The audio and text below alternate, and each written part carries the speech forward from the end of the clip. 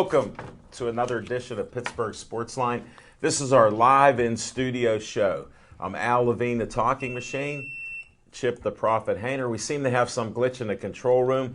I did talk to 6 new volunteers, and they may be starting as early as next week. So we'll see what happens.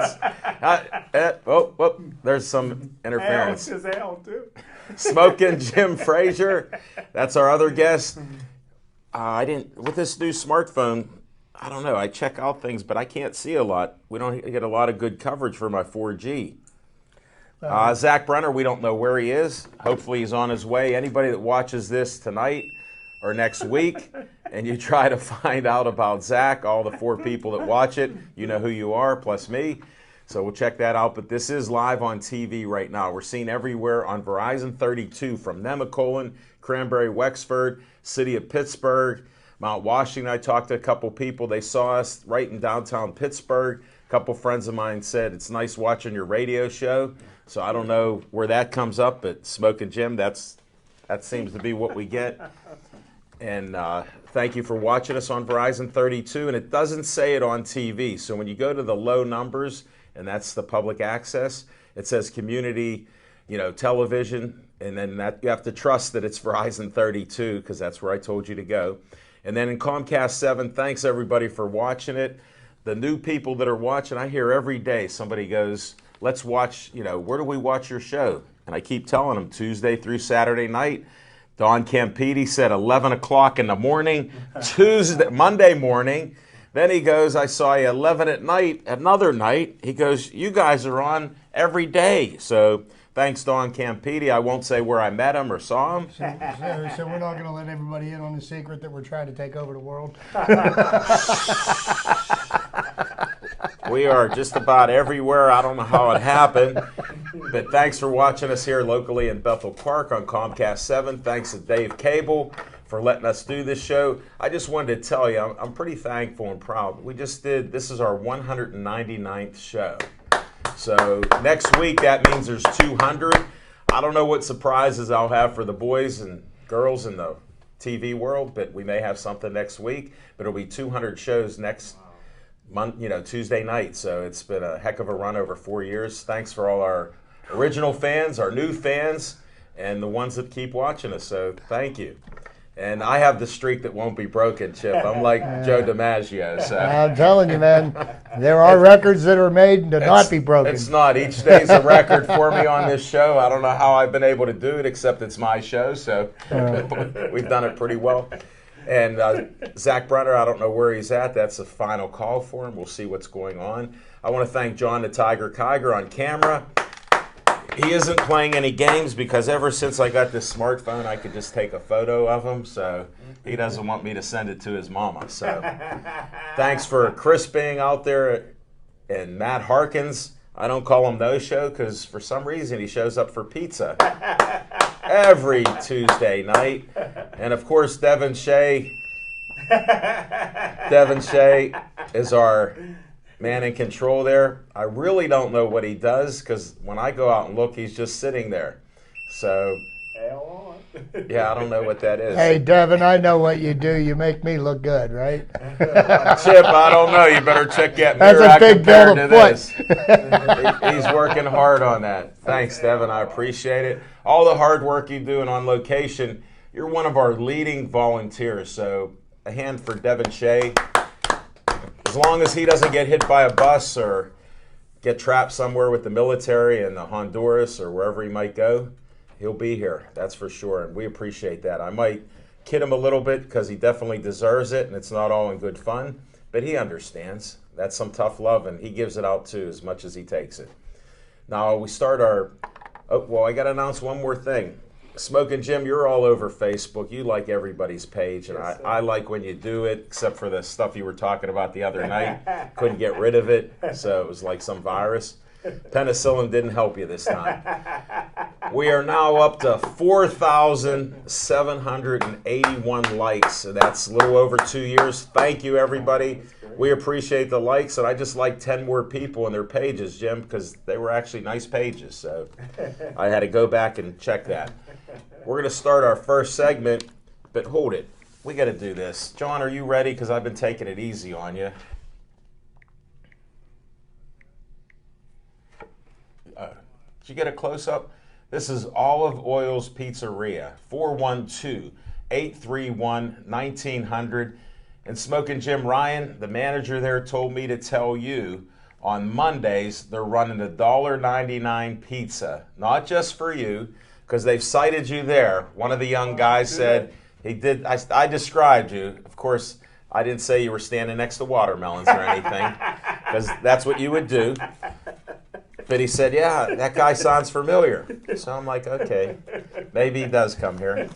Now we need to help another young man out. We've been doing this. This is for September 12th, 3-on-3 basketball. And it's Heart and Heroes.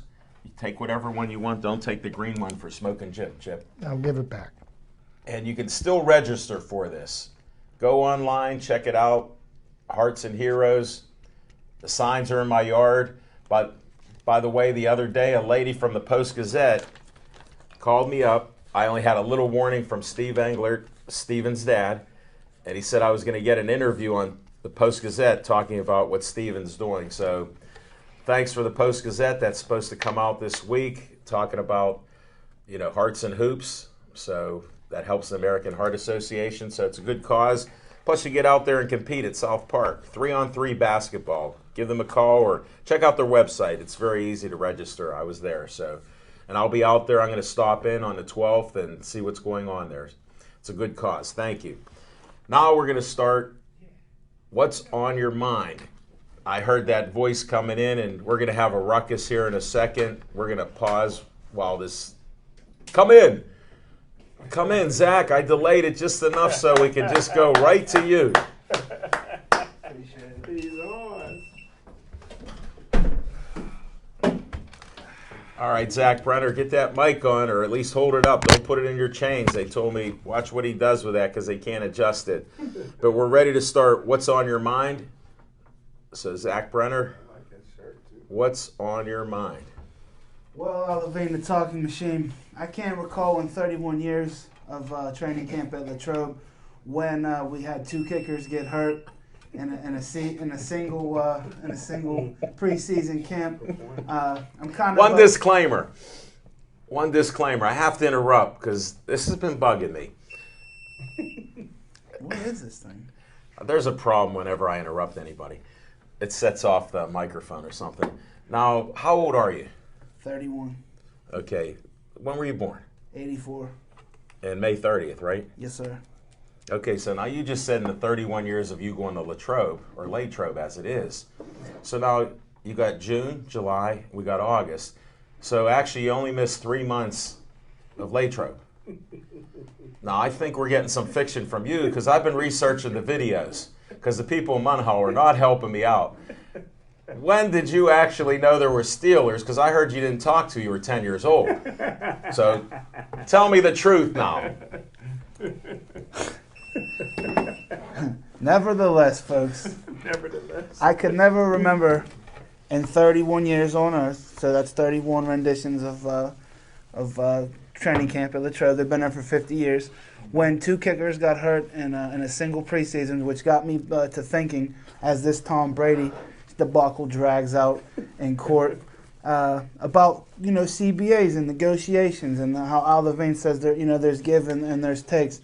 Well, I think one of the big things right now that's being taken away is the ability for these coaches to really push these players and to really make them hit. And when I mean hit, I'm talking about it the day after we draft you and we bring you in. We could have you pounding a sled down in the South Side. We got too soft. We got too soft in this league, the National Football League, because of all the hits. But it's a very violent, nasty game, and there's not going to be any way to alleviate that. That's just the way that it is. So to continue to try to take away practices, not practice in pads, not full contact, these little drills where the guys just run around, man, without really hitting each other. I don't think it's doing the sport any favors in the long run because guys are getting hurt without even getting hit. So I propose to Roger Goodell, and I know Smokin' Jim now has a clear line of communication to the commissioner, and there's proven sources, Levine. I think there's 5 or more solid references But I propose taking away 2 preseason games, Smoking Jim, adding 2 regular season games. There's already a bye week, so I think that's one of the easiest ways to alleviate a lot of this. And let's go back to hitting fast and hitting hard, because it's a game where you hit. This isn't a game of running around and sliding and diving. There's physical contact on every single play, and there's a risk of getting hurt on every single play. And that's just the way it is if you play in the league. That's why there's only 1,500 available players out of millions on earth. There's 2 reasons why that won't work, Zach. 2 reasons only why that won't work. One is the owners, and one is the players' union. The players' union will never agree to 2 more regular season games, and the owners are never going to agree to give up their 4 preseason games. Well, they want less preseason. Since I don't like the rebuttal part or revisit, what happens is, I've told you like you're rewriting history. Well, this isn't even history, and they have a CBA that both parties agreed on. Your man Charlie Batch had great comments when he was on one of the radio shows. He talked about a lot of analytics went there. A lot of financials went in there. They won't do 18 games because of the way the pay and the pensions are put together that they've agreed upon, because the percentage just wouldn't work out. So that's one reason, the financials. The other point is the physicality of the game. Because of the risk and the lawsuits that the NFL's been avoiding and settling, they had to make a deal like this. You think that they don't want people getting hit on Tuesdays, every Tuesday, and you got to do all these walkthroughs? You're crazy. But you got lawyers involved in it because they won't sign a disclaimer like I said. I said, how would you solve it? Because you guys asked me. Have every football player sign a disclaimer that they're not going to sue after their career's over or their family. And then some of the business will come back. But the way it is now, you're just blowing smoke. For the simple fact, like Charlie Batch, who was a player rep, said that it's not going to change during the duration of this CBA. And you had today James Harrison, who I don't appreciate when he talks because it's usually self-serving. He made one of the best statements ever. He said, I voted against the CBA because of Goodell and what he does, and he will uphold the ruling by going to the letter of the law with Brady. So in other words, here's Harrison who hates Goodell. The Steelers were the only team and franchise to vote against the CBA. So we all feel this way, Zach, but it's not going to change. So that's the part. You can keep bringing it up, and it's a good point. I don't mind talking to it, but there is the counterbalance. Other facts do come into this, and that's why they signed a compromise. So, well, like I said, just to finish real quick, Smoking Jim, how you get a player that you drafted in the 2nd round, a cornerback, and you can't really put him through the motions until June or July, and now he's hurt, now he's on IR for the rest of the season. We needed that cornerback. We needed that draft pick. We could ill afford to have anything really take place like that, and to not be able to, to really evaluate these players because you can't really do anything with them until you get into July. I mean, I just think, How many teams are in the league? Don't they all go through the same 32. Thing? Okay, thank you. I rest but my I'm only case, worried Your about Honor. one. Well, that's your point. That's part of what people are seeing through this. We know we're Steeler fans. If you think I like any of this, I might have to predict they're 6-8 this year because they're or not, whatever, 6-10. I'm sorry, I got crazy because of the great. I mean, look at what they look. They're not great. There is no standard. There's no standard. I mean, just to kind of wrap this up with a bow, the reason why they got things the way they are now, and the players are smart. They're not all complete idiots, but they look at it this way: I spend the first 3 years of my rookie contract on the injured list, then I don't have any wear and tear on my body until I actually start getting paid, and then they'll start playing. That's some of them, sure. People are always looking for an angle. You can't tell me anybody on this panel doesn't shoot any angles in life or business, because when I look over there, I see no angels. They're not gonna play if they ain't getting paid, right? Well, they sure do play. How many draft picks, Smoking Jim, do we have left now? That we've traded for Boykins. Now we traded for a kicker. We're not gonna have any draft picks next year. We're like why do we need them? Because mostly they suck. That's Jim. Well, that's the only way we get players. The draft picks That's the only way we can get already players. evaluate next year. D-. Hey, folks, thanks for listening. 25 years of counting. I don't know if anybody's learning anything except if you've been alive for 31 years, you've seen every Steeler camp. And God bless America that that's true. We can all say that because I got to call his mom up. I'm calling Lois up. I got her number. You know I got her number. I want to know when you saw these games. But I appreciate your energy here, and that's not happening, Zach. And I'm glad you're a Steeler fan because I am too. And it's not going to look very good. Get off your son-in-law's back. Who's back? Oh, man. I don't know. Smoking Jim, are you ready to talk? Yes. All right. Because that sandbox is pretty full. You got sand in your eyes, too. What's on your mind, Smoking Jim Frazier? Tell Levine the talking machine, and if you want the green, It's coming. you got to see Levine. I had the light in my eyes. I don't know. How come I look so dark in here? That's it, man. I was out in the sun 5 minutes today. That was it. Well, I tell you what, I overslept a little bit today because it's September 1st, and in 210 days I go back to work. So working 3 days a year takes it out of you, takes a toll on you. I'm telling you. But, hey, what's on my mind is I can't wait. most people that know me know that there's probably about 5 football players in the history of Baldwin High School worthy to be talked about. If you go back to the 60s, maybe Dave wants that.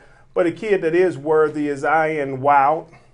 What the Pittsburgh Steelers did to that young man is a shame. He's a kid that's 6 foot, 205-pound safety, probably the best defensive player in practice throughout training camp and blowing people up.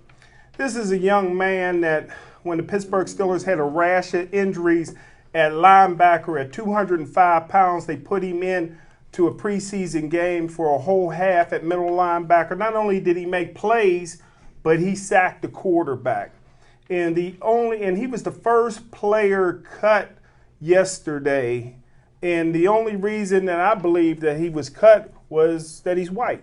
You know, listen, this is a young man who, you know, look at it. He's never been arrested for shooting at police helicopters. He's never got shot in the butt. He didn't fail a drug marijuana test 4 times. You know, this guy was not arrested for dog fighting. There's a criminal element in the National Football League, and that name is the Pittsburgh Steelers. And that's what's on my mind. Thanks, Smoking Jim. I don't know how you could say you're friends with anybody on the Steelers, or you're even a scout for them, but we're going to move on. Chip, what's on your mind? Thank you, Alan. Well, what's on my mind is we hit the 1st of September. We actually have a full-blown pennant race going on here in Major League Baseball. I'm really excited about the next actually for this month specifically. You know, this weekend, Pitt football starts brand new, and there's a lot of positive energy coming out of Oakland. And Pat Narduzzi, I wish you well. Hopefully he will. His enthusiasm will equate to some wins this year. Just so it's not high octane. Hey, it's not high octane. It may be something, but it's not high octane. Also, I wanted to also make a note of high school football kicks off this Friday. One of the biggest sports attractions in Western Pennsylvania. Far outstrips the Steelers, the Pirates, and everybody else. Yeah. High school football has been the bread and butter of this part of the country. The games kick off on Friday night, so we've got college football. We've got high school football. The Steelers will eventually start the season. And, yes, let's not forget Jim's perennial all-time favorite, the University of Gateway. But, besides that, we've got the Penguins going to training camp here in a couple of weeks. A lot of buzz about the Penguins with the signing of Phil Kessel. And also, if anybody pays any attention, I know not many people around here do, but the U.S. Open tennis tournament just started the other day. And there is an event that has only happened 3 times previously that somebody is on the precipice of achieving this year. Serena Williams is on the verge of winning a Grand Slam Calendar Grand Slam. Calendar Grand Slam, which is the only kind of Grand Slam there is. Right. If you don't win it all in one But year, you have to it clarify because they've watered stuff down. Well, yeah, they try to water things down. Yeah. But there's only been 3 other women in the history of tennis that have won the Grand Slam. That's winning all 4 major tournaments in the same calendar year. Serena Williams, all she has to do is win the U.S. Open. She's got the other 3 under her belt. But there are quite a number of other women that have won 3 of the 4 majors and didn't bring it home on the U.S. Open. So we wish her well, but I'm just going to kick back and enjoy the sports that's about to happen, because if you're a sports fan, this is going to be the best time of the year. So it's on my mind. Chip, I got to agree with you there. I know we disagree on a bunch of things, but you're so spot on there. And you know what's even better? Being a sports fan in Pittsburgh. Because you got a pennant race, and you got the biggest Steeler fans on our panel. Wondering what's wrong with this. Oh, that's not on my mind. I'm sorry. We'll talk about Steelers We'll get later. to that. I got some stuff to talk about right now. Not only do we have everything Chip said and whatever these guys said, but Smokin' Jim and I are doing boxing at the Priory Hotel in the Presidential Grand Hall. It's just a great venue, and this is amateur boxing. Check out the Facebook event page that I have for it. It's $20 for general admission. Jack Mook, the detective that's been on TV that adopted 2 sons that were in foster homes. He's the guy in charge of Steel City Boxing Gym. Just an honor to have him on the show. Now, this is going to be the north side, and if you know anybody from north side, it's only north side against the outside. I was talking to the commissioner in boxing, Rick Steigerwald, most of Saturday night at MMA fighting, no matter what Zach believes. I did have a space there because he was sitting right there as somebody was crowding me into talking about boxing and MMA. So Rick Steigerwald was there, and he was talking about the event on Friday. He goes, there's a lot of competition with other sports. I said, here's the thing. You got a lot of boxing families involved there. You got some new people that want to be at boxing, and you have a great venue. It's $20. So I could understand, with all the other teams playing in football in the neighborhoods, I still think it'll be a great crowd. Come on out. They got beer and food, and you'll see some great young boxers in the area. So check that out. That's what's on my mind. And we're going to cover a bunch of other sports after we do our special segments coming up next.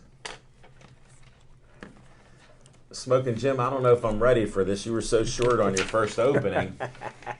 You must have been studying all the historical facts, but can we get some fiction and fact from Smokin' Jim's Almanac? Thanks, Al Levine, the talking machine, and this may be short as well. Listen, the Pittsburgh Steelers,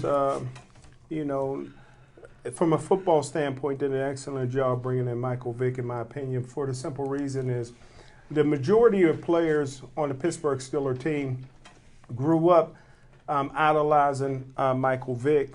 Most of those guys grew up wanting to be Michael Vick.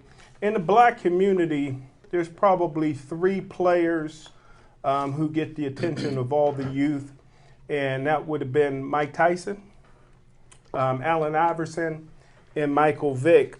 And that draws me back to my fiction and fact from Smokin' Jim's Almanac. Turnover Tommy Maddox was having one of the greatest games, if not the greatest game in Pittsburgh Steelers history. I was there at Heinz Field in 2002. Tommy Maddox threw for 473 yards, got out to an early 34, put up 34 points. Plexico Burress that day set a Pittsburgh Steelers record with 9 catches for 253 yards, 2 touchdowns. Came up short on the 3rd touchdown, which probably sent the game in the overtime. Atlanta Falcons was outplayed, out-talent, out everything. It was one of the Pittsburgh Steelers' greatest games. Michael Vick was getting booed by all the fans, 70,000 fans at Heinz Field. But by the end of the game, he got a standing ovation. He came back in the 4th quarter with his 4.25 40 speed. He came back and was literally unstoppable, probably maybe one of the best all-around efforts you ever want to see at Heinz Field. A total superstar, tied the game 34-34, and it ended up being a 34-34 tie at the end in overtime. So that 2002 game, which went down in Pittsburgh Steelers history with Tommy Maddox and Plexico Burress still holding records, and the Pittsburgh Steelers were the second team in NFL history with 672 total yards of offense that day, which was second all time at that particular time in NFL history. And Michael Vick was able to bring under-talented Atlanta Falcon team all the way back to tie that great Pittsburgh Steelers team. So that's my fiction and facts from Smoking Jim's Almanac, all the way back to 2002. That's one of your records, Smoking Jim. Thank you very much. You're welcome. Very informative. Now for Chip's trivia time. I got a number of different things here for you folks this evening, and we'll start off with, I mentioned that there were 3 other women that had won the tennis Grand Slam, and the 3 women's names would be Maureen, Connelly, Brinker, who won the Slam in 1953. Now also Miss Brinker won 3 of the 4, at least 4 or 5 times. Margaret Court, there's another lady that won a Grand Slam in 1970. And she and herself won 3 of the 4 on a number of occasions. And the last person to win the women's Grand Slam was Steffi Graf. She did that in 1988. So it's happened 3 times in the history. So, if it happens with Serena, we'll find out in 2 weeks. It will be quite an accomplishment. I got money on it. You got money on it, Jim. Don't tell me you bet the house. He's got heavy money on it, folks. And it don't get any heavier than Jim's money. Oh, he's sitting on it. Yeah, I know. If you just quit bringing pennies.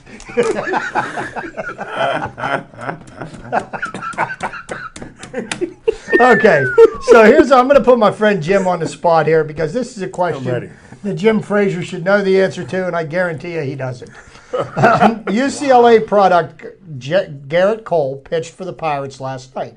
This was a few days ago. I didn't know he went to UCLA. Only one athlete who played for baseball for UCLA has been inducted into the Pro Baseball Hall of Fame. Jackie Robinson. There you go, man. 4 points, there you go. Sports star at I UCLA. I for sure thought he was not going to get that. He hasn't studied baseball, but he studied Black History Month. Oh, really? Because they made him. And he's mentioned Okay, never drank and took meds at the same time. Okay, so here that one, and on that Well, note, anytime, right? I will include this one. Brooklyn's Dan Bankhead. Do you know who Dan Bankhead is? Didn't think so. Became the first African American pitcher in the majors on August 26, 1947. He homered in his first major league plate appearance, but did not fare well on the mound. In 3 1/3 innings of relief, he gave up 10 hits, 6 earned runs to the Pittsburgh Pirates, who won 16-3. Wow. That's why he doesn't remember it. Yeah, see, selective memory loss. Yeah. Okay, the first, August 26, 1939, the first Major League Baseball game was televised by WXBS. They brought their cameras to Brooklyn's Ebbets Field for a doubleheader between the Reds and the Dodgers. Staying with August 26, Milwaukee's Paul Molitor went 0 for 4, ending his 39-game hitting streak, which came in, I believe came in 4th place all time. Behind Pete Rose. Well, behind Pete Rose, Pee Wee Reese, and then Paul Molitor, but none of them touched the Joe DiMaggio. Randy Johnson on August 26, 1999, reached 300 strikeouts in record time, notching 9 and 7 innings to help Arizona beat Florida. Johnson achieved this milestone in his 29th start of the year. Wow. And back to hitting streaks again, Vladimir Guerrero on August 27, 1999. His hitting streak was halted at 31 games. So doesn't happen very often. And throw over to the big red machine of the 70s. Jim likes to believe that Pete Rose was the best player on the team. Mm-hmm. Not so much. Joe Morgan of the Cincinnati Reds hit his 200th career home run to become the first player in Major League history to have 200 home runs and 500 stolen bases. Ricky Henderson on August 27, 1982. Broke Lou Brock's 1974 record of 118 stolen bases in a season and stole 3 more bases to raise his total to 122 thefts in 127 games. A lot of brothers. And I'll tell you something.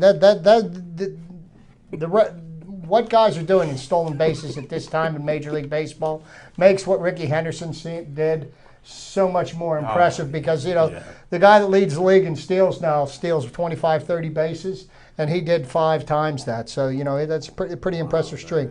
Jeff Kent became the first player to hit 300 home runs as a second baseman on August 27th in 2005. That before or after Barry Bonds beat him up? Okay, Nolan Ryan, August 28th, 1977. Struck out 11 batters to pass the 300 strike plateau for the 5th time in his career. He hadn't even been in the league 10 years, and he'd already had 5 seasons of 300 strikeouts. Wow. Also, I made a mention of this on Facebook yesterday, and I don't want to be remiss. August the 30th, Ty Cobb made his major league debut, hitting a double off of Jack Chesbro of the New York Islanders in the Tigers' 5-3 victory. Spikes up. So, I've only got a couple more here, and I'll get to this one I found interesting. Tom Hughes of the New York Yankees on August 30th, 1910, pitched a no-hitter for 9 1/3 innings before giving up a single to Harry Niles of the Cleveland Indians. The Yankees lost 5-0 with Hughes giving up 7 hits in 11 innings. So, his no-hit bid. And last but not least, there's 2 more. Pirates pitcher with the most career home runs, played on the 1960 World Champion Pittsburgh Pirates, Vernon Law. Saw him at the stadium. He was honored on Saturday night. Still living? Still alive and kicking. And there are 2 teams in the history of Major League Baseball that have never won a division title. Those teams would be the Seattle Mariners and the Montreal Expos / Washington Nationals. Neither of those teams has ever won a division title in their existence. There's no more Montreal Expos? They're the Washington Nationals. I didn't know that. Matty Alou. Where's Matty Alou? After Major League Baseball took over the franchise, they moved it to Washington. Is that right? You know what? It doesn't get any better than this. Renee, I know you watch our shows up in the Market District along with other friends, and you're not going to learn anything. You're going to know less after you watch this because we try to teach you about baseball, major leagues, and what goes on. Dan Bankhead, right, Jim? He's drawing a blank. And then here's what's so ironic when I talk about rewriting history. He's clapping for Ty Cobb. Smoking Jim, even if you didn't see a movie or hear about him. He had a reputation for being a bit on the racist side. Like totally. Well, my favorite football player was Bill Romanowski, and he didn't like blacks either. He didn't like anybody. He didn't like his mother. Yeah, but here's what I don't understand, right? Since we're talking about Smoking Jim. Now, we don't know how old he is. We don't know where he went to school, except he claims Gateway. And then he writes for the Pittsburgh Courier, who makes him only write about, and he's told me this, I don't know, if this is false, then I stand people corrected. Your color. This color, I don't know what's going on, but look, I look about 10 shades lighter than Smoking Jim. This is not a spray-on tan. I don't know. Devin Shea was overseas, man. I don't know what they did. What's this Al on? Al on, I love it. I'm on air. Well, thanks for that little interruption there, folks. We appreciate it. Like I said, thanks for watching, because I know it's a struggle at times. I'm trying to sift through what are facts, what are fiction, and I can't really decide tonight. So, Zach Brenner, we got Z time. I can't wait for Z time because you've been so quiet and respectful. Let's see what happens. Well, only because I worked a long, hard day. You know what? He's the only man. Nah, no, he's not. Everybody works. I don't know during the segments if we're going to talk about Saturday night Pinnacle Fighting Championships 11. We were going to try. Halloween. But I was fortunate enough to only miss one fight on Saturday night before I finally made it to a great event. Why? The you previous working? Night before, goes without saying. The okay, previous he was night working. Before, I ran out and helped assembled a cage and put it all together. So I knew I probably wasn't going to make it exactly on time. Smoking Jim, the Parkway outbound was shut down, so it really messed things up. But, so you were working in the Pinnacle cage. You didn't even say that. Damn it. Sorry, folks. Try not to delete that. But he actually works when he's having fun. So work is ubiquitous. It doesn't matter in his terminology. And look that up in the Funk and Wagnalls here. Just study that when you get a segment. Ooh, right on the tip. Right on the tip. All right. Go ahead, Zach. Continue. So you worked at the ring and you got that cage going. I can't read, but it says faulty diction. Doesn't it say faulty diction? But so hey, we got there. We got there on Saturday. Finally got there. Got to sit between my esteemed colleagues, Smoking Jim Frazier and Al Levine. To make a long story short, Al Levine was talking to Staggy pretty much the whole time, and Smoking Jim was talking to Jesse to my right. So I pretty much was in a league of my own, just taking it all in by myself for the most part in the middle.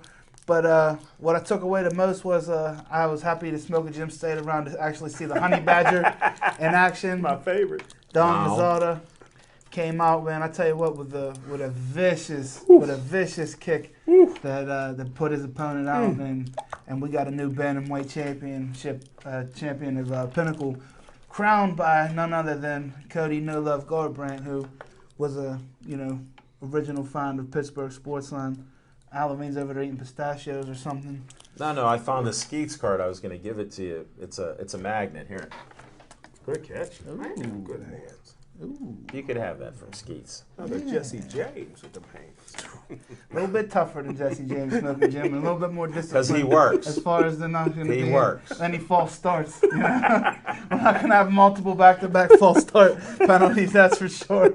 But again, I just wanted to take the time real quick, though, to thank Pinnacle Fighting Championships, Pittsburgh Sportsline, Layshaw, Click, McKinney, Levine, Smoking Jim Frazier, the Pennsylvania State Athletic Commission, Greg Rudolph, obviously, the Lumberjack. His girlfriend Kendall. The Rain Car Girls, especially Amanda. Yes.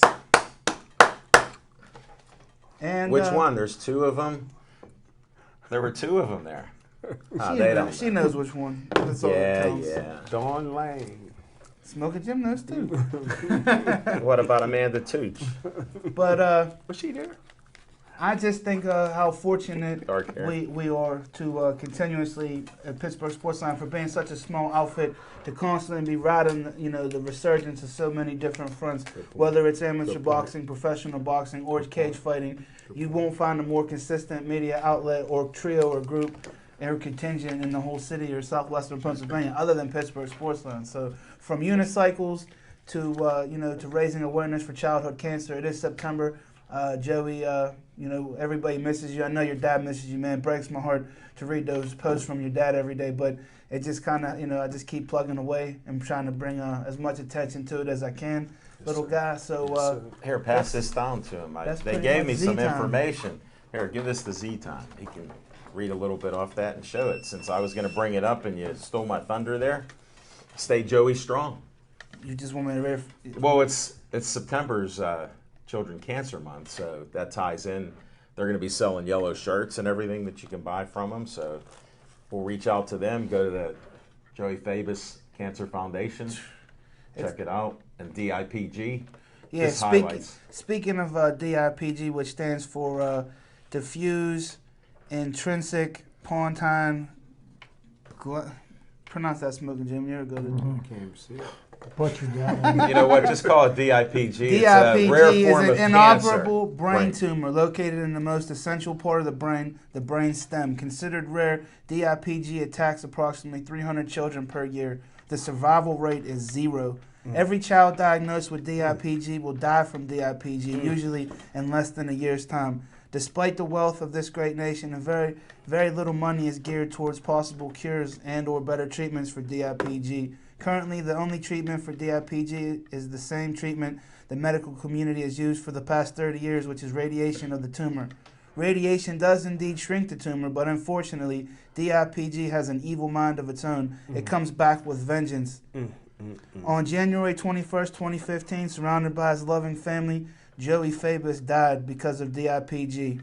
This should never have happened, not to Joey, not to those who died before him and not to any other child affected with DIPG. The Joey Fabus Childhood Cancer Foundation began in honor of Joey Fabus to let the world know what a great kind of person he was and how his smile changed the lives of many people who never even met him, and how his life and his death will never be forgotten. We want the world to know about Joey and about every child with DIPG. Our other purpose is to raise enough funds through several fundraisers throughout the year. Those funds will be donated to successful DIPG research facilities around the world in the hopes that one day we will find a better treatment and possible cure for this awful disease. With your help, we can do this. Remain as you are, Joey Strong. To make a donation, please go to www.gofundme.com/JoeyFabusFDN or go to Facebook, Joey Fabus Childhood Cancer Foundation. Thanks, Zach. Thanks, Louis. That was a great combination with us bringing that up because it is a sad thing, and we've been involved in different events with that. So if you can support them, and anything to beat childhood cancer and cancer in general. So you'll see a lot of people with yellow and gold this month. So that's what that's about. So thanks a lot, Zach, for tying into that. On our locations, we don't have one for Monday, but I'm in talks with after Labor Day.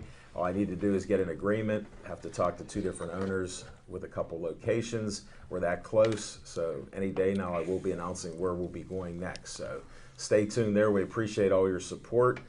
And like I said, we're doing a lot of great things out there with fundraisers. Just talked to a couple other people. Wanted to shout out to Ryan, who makes that special slice of pizza for me that's usually different. Here he coaches hockey for kids from 6 to 12 years old. Wow. So we may have him on. He actually played hockey himself, so he's in charge, of the junior hockey team, the Junior Hawks. So we'll have him on as a coming attraction. It's funny how we get a sponsorship from Olive Oil's Pizzeria, and here the manager there's a big sports enthusiast. So he loves our show, and we'll check that out. We'll be doing more things in the future. Let's go to Bucko Talk since we're in a pennant race. These are some exciting times. Now they play the Brewers, who we are 6-6 with this year. I mean, we have a great record this year, but we're only 6-6 with the Brewers. We need to win tonight. I don't want any excuses or anything else. You got Cole on the mound. Let's just go out, cut it loose. We need these wins right now. This is the time to do it. There's a 9-game road trip. No better time than now. 9-game road trip against Central Division opponents. We've got 3 against Milwaukee. We've got a big series this weekend in St. Louis, and then followed by a Monday, Tuesday, Wednesday series in Cincinnati. And Major League Baseball, in their infinite wisdom, sometimes doesn't think about the logistics of the games. And, the Pirates originally were slated to play the Cardinals at 1:30 on Sunday afternoon. Well, national TV got involved, and so they bumped this Pirate game to the 8 o'clock game on Sunday evening. So it's on national TV, but that's great because next day, Monday, they have to play at 1 o'clock in Cincinnati. So I don't really think that's really fair to the Pirates, but we sure could use the national exposure. But what we've got going on now, we've got 33 games left in the season. Okay, we're in a stretch run for the playoffs, and right now the Pirates are going into this with the attitude as they are just trying to win the game that they're playing today. And as long as they stay focused on what's immediately in front of them, they don't have to worry about what anybody else is doing. They just need to take care of their business. They're pretty well focused on that. The Pirates bench is the deepest I've ever seen it. The pitching staff has got some depth. There's been some questions about the starting pitching lately. But A.J. Burnett looks like he may be starting, I think, in 2 weeks against the Chicago Cubs. He's go ahead. Has there ever been a wild card team to win 100 games? Because I think the Pirates can win 100 this year. The Pirates could win 100 games. The Pirates win 100 games. Are you sucking up the chip now? No, I'm just saying they're going to be a wild card. Listen to me. If the Pirates win 100 games this year, they're going to win the division, just like I told you. Okay? That's all I got to say about that. I can't. That's why I said, were you sucking up the chip? He's predicted the championship this year. Well, it looks like they're going to win 100 games, but still be a wild card. No, if they win 100 games, they won't be the wild card.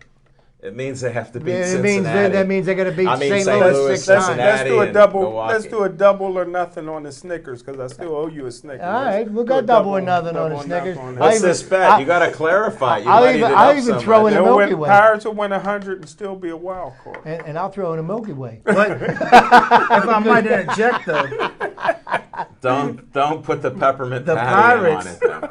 the Pirates as a wild card. What the thing that bothers me most, and this is the hard thing about football. I mean, it's single elimination. Is that you could have such a fantastic season, and it come down to one game, and lose and be gone.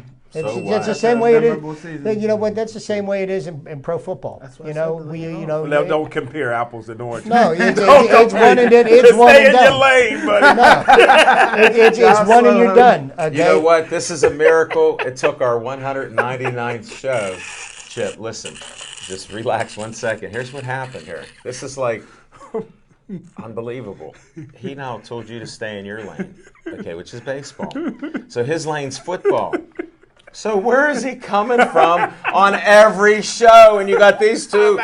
These two are going like this. They're like bobbleheads. I'm learning. No, you're not, because what you're saying showed no learning. You said stay in your own lane. But to get back to what we were talking about, that's why I want you to get the series this weekend will be one to watch, and then we finish up the year with 3 games against St. Louis here. So, are you happy, Chip, that Hurdle tweaked the rotation? Yes. To get Garrett Cole. Yes. Against St. Louis coming up. Yeah. Yes. That's what a good manager does in a pennant race. And absolutely, it makes perfect sense because had they not switched Garrett Cole has never beaten the Cincinnati Reds as a starting pitcher in Major League Baseball, and had they not switched the rotation up, he would have been scheduled to pitch Monday against the Reds. So he's going on 5 days rest, and this way he'll get to pitch Sunday against the Cardinals.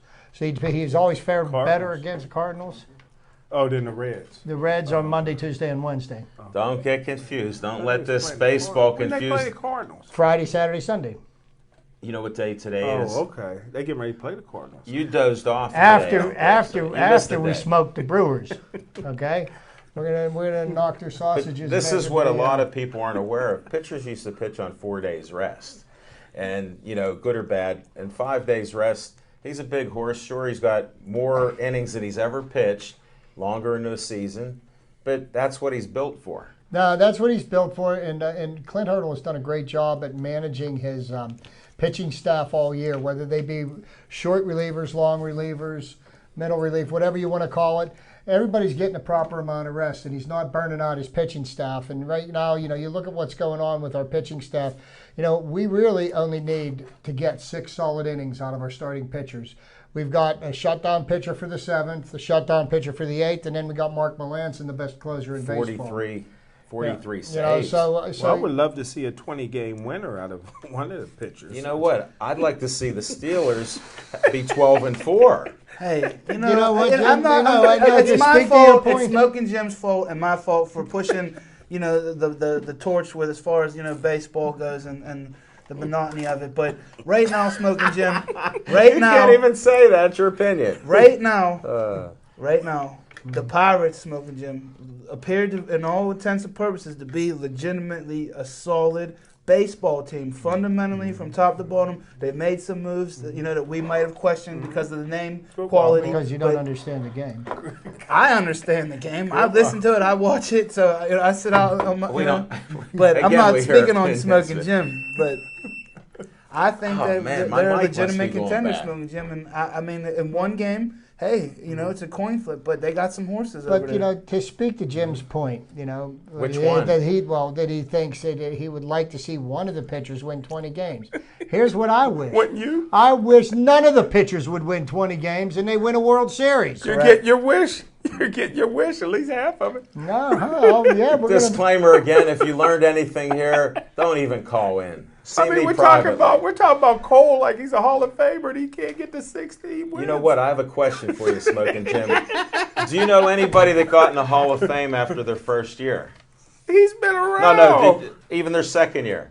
Even her third year. Since 2013. The rookie, who's the rookies for the? We got a rookie of the year who's not a rookie of the year anymore. I'm talking about the Mets. I'm talking about the Miracle Mets in the '60s. Didn't they have a couple rookie pitchers that was It doesn't top of matter, their game? but they're Seavers? Yeah, They're but they not didn't get gonna- elected into the Hall of Fame But they until were after they were Hall of Famers as He a doesn't rookie. know they You were. see that they're He doesn't going understand. in 20 wins. Do you know how many They had Hall to of drop Fame- the Stay in mound. your lane. They had to drop the mound. Stay in your lane. They got to lower the mound. Stay for in the your boy. lane. Do you know how many You're a Hall of collar Famers- puncher. You don't even Let's raise the mound for Cole. Do you know how many Hall of Famers had one good season? None. Okay, good None. point. Good point. Thanks for putting up with our nonsense. Smoking Jim is one of the greatest counter punchers in history, except for one thing. If you give a fact, he doesn't have one. You know what, though? But let us not forget, though, that Smoking Jim still clings to two crucial picks in his whole career of scouting. Ike Taylor and Antonio Brown. Yes, and sir. And Yes, that's sir. it, man. He's going down with the ship. Two picks in the Speaking of Ike Brothers Taylor came and through for Antonio Brown, let's do our Steelers segment because we had quite the debacle on Saturday afternoon when we went to Orchard Park. I love Rex Ryan. You know, and I'll tell you what, he didn't love the Steeler hater. Steelers. I'm telling you, that the Steelers are in serious deep I don't water think right so. now. I think they're in over their head. Their defense, I don't know if they could catch a cold right now. Yeah, good point. I mean, they're in a bad place. I don't know. I mean, I don't know what else to say about I them. mean, there was a terrible defense down in for the Saints, and Drew Brees and company just outscored their opponents. So if Big Ben and company with the weapons that he has and taught, You mean the ones that aren't being suspended for drug use? Hey, what can you do? What can you do? I heard it was steroids, then I heard it was drugs. I mean, Well, to Marijuana. to pass the test 4 times when you know about it, Yeah. that is when you use the word egregious. Yeah. I would trade. 'Cause- I would and it's trade. stupid. Well, you may not get anything for him right now. If I can get that 6th-round pick back for the kicker. I Well, would trade I'm for going to that. give you the word that is still the word. You don't want that fifth round Rebuilding. pick back? Yeah. For Boykin? And when you're rebuilding and you give subpar players to the coaches, it doesn't matter. So, let me put this out to our panel. Alan, what do you think the Steelers are going to do? What's their record going to be this year?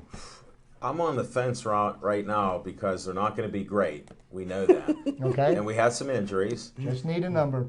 I'm between 6 and 8 wins, but I can't pin it down right now because I looked at that schedule again. Tough.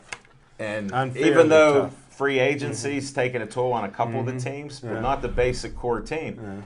Our team, I'm going 8 and 8 because they're not great. Okay, Zach, what do you got? you know me, I'm going 10-6 in the mix. Okay. 8-8 with Levine. The Levine point. And I'm gonna reverse Zach's numbers, and I'm saying 6 and 10.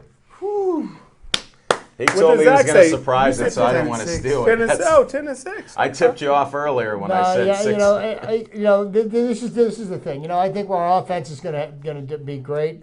That goes without saying. But if we can't stop anybody, it doesn't matter how many points you're going to score because if the other team gets the ball last, he who scores last What wins. if? Hold it, a if control Ryan room, had- Matt Harkins, 9 and 7, no playoffs.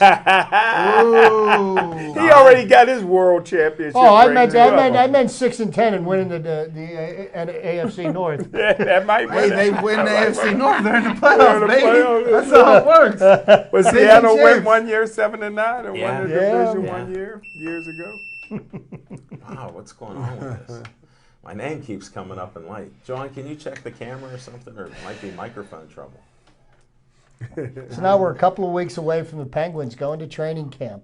I heard Duper's looking good. No, time's going to tell on that. Yeah, they said he Everybody looks awesome. everybody looks good when you're going into training camp, and then reality slaps Yeah, you in but the from face. what happened with him and coming back from his injuries. And I'm still, the jury's out on him right now. I mean, I love Pascal Dupuis, but is he going to be able to withstand the rigors of an 82-game schedule? I don't know if he's got that in him. He's had a recurrence of these blood clots, and there's got to be something that's causing them. They're treating a symptom, not the cause. So I don't know if it's not going to happen again. If you're getting rid, not to be a doctor, I'm not a doctor, no disclaimer here, I'm not. But if you're taking blood-thinning medicine, which you have to take with blood clots, guess what that makes you prone to, guys? Bleeding. Excessive bleeding. Oh, yeah? Yeah. So you can literally not get cut. You know what I mean? Bleed internally. Yeah. Well, the bleeding internally. Really? I guess that's. Say you got hit and one of your organs or something got injured, you could bleed internally and not know for a while. But right now, I was listening to an interview with Mike Rutherford. And, the Penguins aren't set yet. They do want to make some more moves, and they do want to clear up some more salary cap space, which would the only way of doing that is to, make a trade. Right now, nobody's interested in talking trade because you can't even get a hold of the players right now. No. Nobody's in the same place. So I wouldn't be too surprised to see another move made before the start of the season.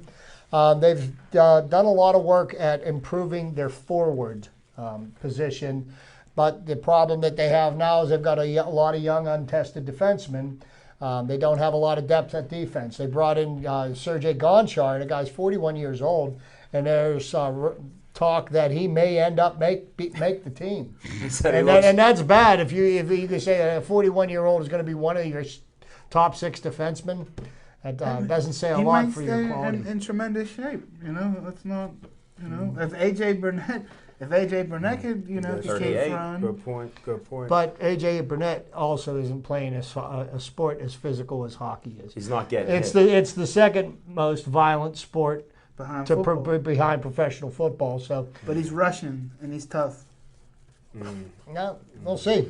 He's not in the military there. We'll How see. far do you think the Penguins will go this year? What's your prediction? Well, it's it's too early to predict. But I will say this: if you do not make the playoffs in the NHL, then I'm thinking that the coach and the general manager both need to get fired because half the teams in the NHL make the playoffs. Mm-hmm. So them making the playoffs, I could see that happening. Mm-hmm. We're going to have to see what kind of team they present as to whether or not they're going to make a run. And are Crosby and Malkin going to stay healthy for a whole season? Well, one of the things that they have done, and Rutherford was talking about this in his interview yesterday morning, is that they got rid of their entire training staff and they brought in a whole bunch of new people, people with different points of view on taking care of the players. So hopefully that kind of a change will make a difference. And because I tell you what, the amount of injuries that this team has gone through in the last 5 years, you'd have to think that they're hexed or something like that. I mean, is there a curse or something? I mean, it's really kind of unusual. So many different things have happened that don't happen to anybody else. Don't talk about curses to these 2 kickers guys. got hurt in one training camp for the season. The funny thing is, neither of them got touched. Garrett Hartley kicking off. No, Sweezum kind of grounded himself into the ground, like a goofball. A kicker got to make a tackle in a preseason game. And maybe they shouldn't let the kickers kick off because that's how Hartley hurt himself. But real quick as we wind down though, don't you think though when you can't really, like I said, you can't really do anything, Levine, with these guys until the summertime, like really do anything with them because of the CBA that they signed? Doesn't you think that kind of like puts teams in a bind when you got guys getting hurt right out the gate first week? I'll just tell you this much. That was a compromise. I'm in total agreement that they need to hit. That's the sport. But due to other circumstances, financial and physical, they're going to have tons of lawsuits coming up with this next group of guys. And that's it in a nutshell. The NFL is doing everything it can to avoid litigation at this point. That's why you see this, Zach. And we're going to end the show. Thanks, Zach Brenner. Appreciate your opinions and thoughts. Smoking Jim, you just come up with some nuggets that are unbelievable. Chip, always a pleasure. Appreciate it. Take me out to the ball game. And I want to thank everybody for watching our show. Be safe out there and stay Joey strong.